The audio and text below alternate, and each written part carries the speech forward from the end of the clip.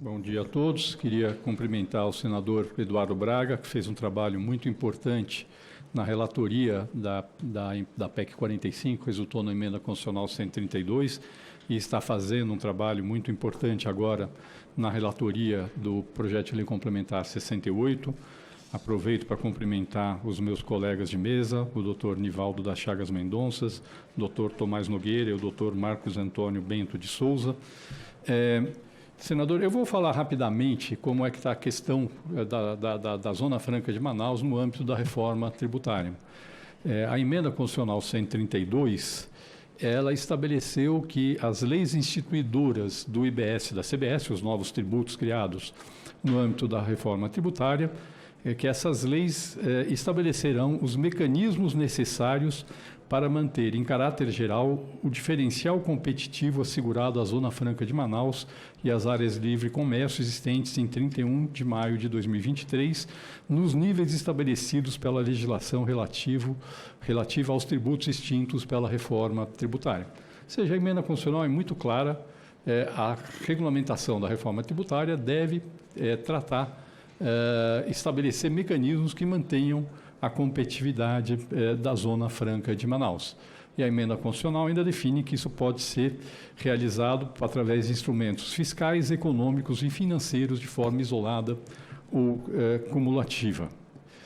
A emenda constitucional, ela ainda define que a lei complementar vai instituir um fundo de sustentabilidade e diversificação econômica do Estado do Amazonas, com o objetivo de fomentar o desenvolvimento e a diversificação das atividades econômicas do Estado do Amazonas, que terá recursos da União e gestão da União com participação do Estado de Amazonas, e também também prevê um fundo semelhante, que chama-se Fundo de Desenvolvimento Sustentável dos Estados da Amazônia Ocidental e do Amapá, com o mesmo objetivo e forma de gestão. Inclusive o Estado do Amazonas participa também está no âmbito desse segundo fundo também.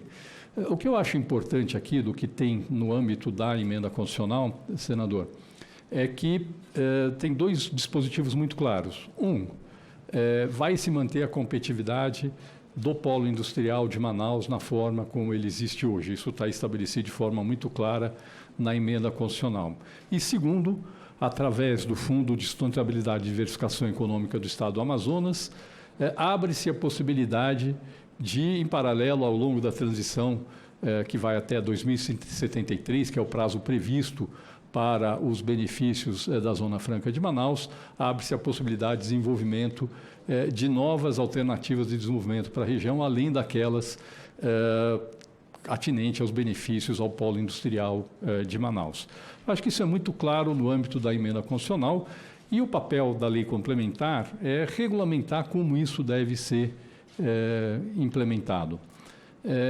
No processo de elaboração do projeto de lei complementar 68, que foi discutido conjuntamente com os estados e municípios, foi feita uma opção. Quando se fala em manter a competitividade em caráter geral, poderia ser feita uma opção, falar, vamos fazer alguma coisa totalmente diferente daquilo que tem hoje, mas tentando calibrar para que o resultado seja semelhante àquilo que tem hoje. Mas, no âmbito desse processo, optou-se por fazer algo mais próximo daquilo que já existe hoje. Não é exatamente aquilo que existe hoje, porque, afinal, os tributos atuais vão ser extintos, vão ser criados outros, mas no âmbito do IBS e da CBS, procurou-se trazer para dentro do projeto de lei complementar 68 os benefícios que já existem hoje para a Zona Franca de Manaus. E quais são esses benefícios? Eu acho que esse é o ponto relevante.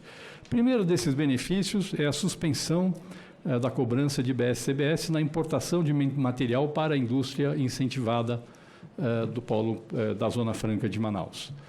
E isso, inclusive, amplia o benefício em relação àquilo que existe hoje, porque no caso do ICMS, você hoje tem suspensão apenas em alguns casos, em outros casos tem a cobrança com a geração de crédito, no caso do ICMS. O segundo benefício também, que já é a reprodução daquilo que existe hoje, é a redução a zero das alíquotas de IBS-CBS na destinação de bem industrializado de origem nacional para contribuintes na Zona Franca de Manaus. E no momento da entrada desses bens na Zona Franca de Manaus, tem duas situações, uma situação de não incidência quando eles são destinados à indústria incentivada e uma segunda situação que é uma incidência com uma alíquota de IBS que é 70% da alíquota padrão nos demais casos, e aqui foi calibrado para tentar mais ou menos reproduzir aquilo que já existe hoje, em que já existe uma tributação de ICMS na entrada na Zona Franca de Manaus. O terceiro benefício é, no caso da entrada dos bens industrializados na indústria incentivada, um crédito presumido, aqueles bens de origem nacional, um crédito presumido, que hoje é de 7% no caso do ICMS nos bens que vêm do Sul-Sudeste, exceto o Espírito Santo, e de 12% no caso dos bens que vêm do Norte, Nordeste, Centro-Oeste e o Espírito Santo, na verdade, é a alíquota interestadual, e essa alíquota foi calibrada porque a incidência dos novos tributos é sobre o preço sem tributo e não sobre o preço como tributo, como é hoje, e nesse caso foi para 7,5% o crédito presumido no caso daqueles bens que vêm do Sul, Sudeste, exceto o Espírito Santo, e 13,5% no caso dos demais, daqueles bens originários dos demais estados. Mas, basicamente, reproduzindo aquilo que já existe hoje, que foi o que foi adotado na construção do projeto de lei complementar 68. Um quinto benefício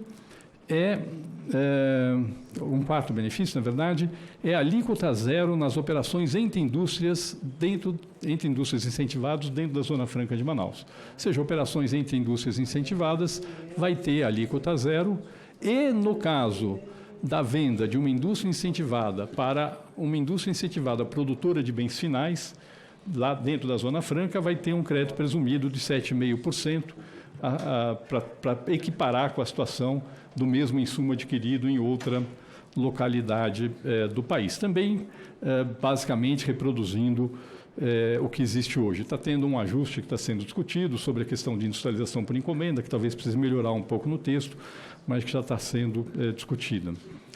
O quinto benefício é a concessão de crédito presumido, e esse foi introduzido na Câmara dos Deputados. O texto original do projeto de lei complementar 68 tinha um dispositivo um pouco diferente, mas na Câmara dos Deputados introduziu-se um crédito presumido de IBS na saída da indústria incentivada, correspondente a 2/3 do valor correspondente aos seguintes percentuais do imposto apurado, ou seja, do IBS apurado, débitos menos créditos. 55% no caso de bens de consumo final, 75% no caso de bens de capital, 90,25% no caso de bens intermediários e 100% no caso de bens de informática, ou seja, bens de tecnologia da informação e comunicação. Esses são os créditos presumidos que têm DIBS na saída. Nós temos algumas avaliações, fizemos alguns cálculos, e a nossa avaliação é que, do ponto de vista do montante do benefício atual concedido para as saídas da Zona Franca de Manaus, esses percentuais, com essa forma como saiu da Câmara, ou mantém, ou em alguns casos até aumenta um pouco o valor do benefício concedido nas saídas da indústria incentivada da Zona Franca de Manaus.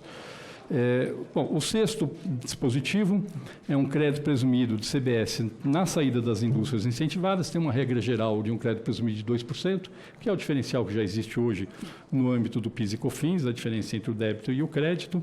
E, no caso daqueles produtos cuja alíquota, que são industrializados na Zona Franca, mas cuja alíquota do IPI venha a ser reduzida a zero, que são produtos que têm alíquota inferior a 6,5%, e aqui é simplesmente para reduzir o tamanho da lista de produtos. Neste caso, o crédito presumido de CBS vai ser de 6% do valor do faturamento na saída da Zona Franca. Um sétimo benefício é a possibilidade de... outro ponto que é tratado é a possibilidade de extensão dos benefícios para novos bens sem similar nacional. Automaticamente, nesse caso, teria o crédito presumido de CBS de 6% na saída, e a possibilidade de fixação da alíquota do IPI em até 30% pelo presidente da República. Dentro desse modelo, isso já está dentro da emenda constitucional, prevê-se a redução a zero da alíquota de IPI para os bens que não são industrializados na Zona Franca de Manaus. tem uma demanda aí da área técnica da equipe do senador de incluir dentro dessa possibilidade aqueles bens que já têm projetos aprovados pelo Conselho de Administração da SUFRAMA, que é o que está sendo considerado.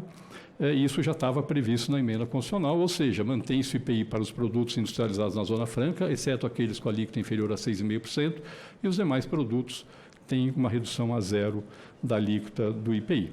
E, por fim, ainda na Câmara dos Deputados, foi introduzida a possibilidade de instituição de contrapartidas pelo Estado do Amazonas para a indústria incentivada, uma contrapartida semelhante à atual, com destinação para o financiamento do ensino superior, micro, pequena e médias empresas e interiorização do desenvolvimento, em percentual equivalente a 1,5% do faturamento no final da transição.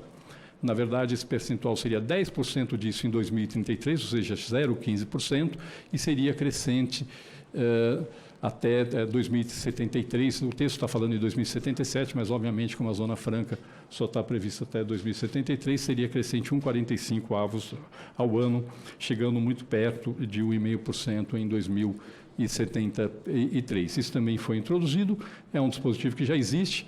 Eu entendo isso como uma medida até para preservar a receita do Estado do Amazonas, no âmbito da transição da reforma tributária, mas basicamente é isso, senador. Eu acho que o texto do PLP 68 buscou atender o dispositivo constitucional naquilo que se prevê, que é a manutenção, ainda que em caráter geral, da competitividade da produção da Zona Franca de Manaus. E eu acredito que o texto que foi apresentado atende esse dispositivo constitucional e, de fato, mantém a competitividade nos níveis atuais, com o adicional da possibilidade de usar o Fundo de Sustentabilidade e Desenvolvimento para desenvolver novas áreas de atuação, algo que vá além do polo industrial de Manaus como política de desenvolvimento para a região.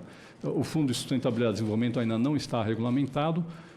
Eu acho que esse é um tema que certamente vai aparecer no debate aqui no Senado Federal. Eu acho que é isso, senador. Queria agradecer. Meu ponto aqui foi só fazer uma apresentação do que tem. Acho que aí facilita o debate que virá depois pelos demais participantes dessa mesa. Muito obrigado pela oportunidade.